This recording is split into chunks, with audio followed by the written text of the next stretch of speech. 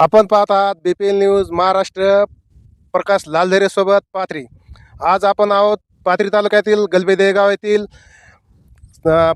पाथरी तहसील कार्यालयाचे तत्कालीन तहसीलदार हंदेश्वर साहेब यांच्या आदेशाचे पालन करत सध्याचे तहसीलदार गर्जे सर यांच्या आदेशाचे पालन करत देवेगाव येथील शेतकरी तुळशीराम अण्णासाहेब गलबे यांचे वारसदार सोनाजी तुळशीराम गलबे यांच्या शेताचा रस्ता निकाली काढण्यात आलेला आहे. जाणून घेऊया त्यांचे मत.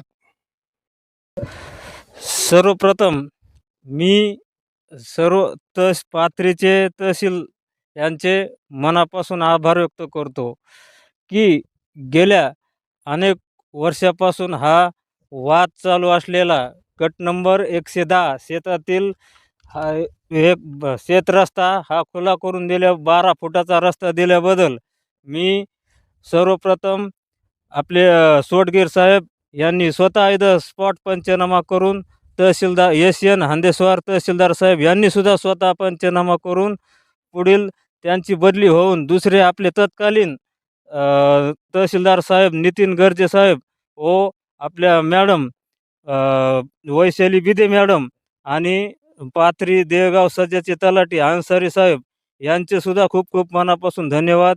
यांनी तात्काळ हा गट नंबर 110 मधील स्वतः इथं स्पॉट येऊन गट नंबर 110 मध्ये 12 फुटाचा रस्ता काढून दिलेला आहे. त्याबद्दल मी सर्व पाथरीचे तहसीलचे टीम व कर्मचारी यांचे मनापासून आभार व्यक्त करतो. महाराष्ट्र शासनाचे पण आभार व्यक्त करतो आणि महसूल मंत्री चंद्रशेखर बावनकुळे यांचेसुद्धा मनापासून खूप खूप धन्यवाद.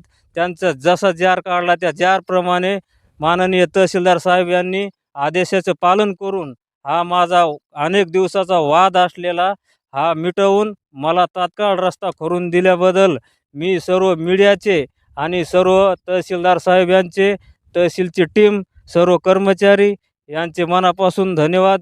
महाराष्ट्र शासनाचे धन्यवाद.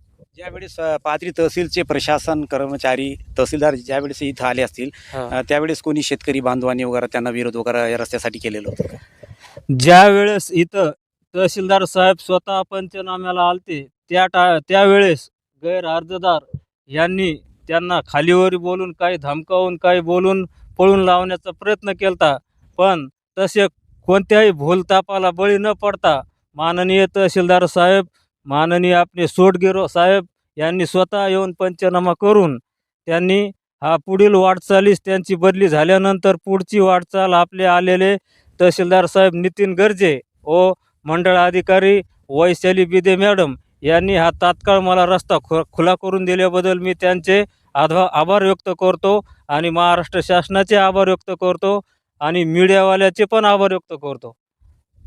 धन्यवाद.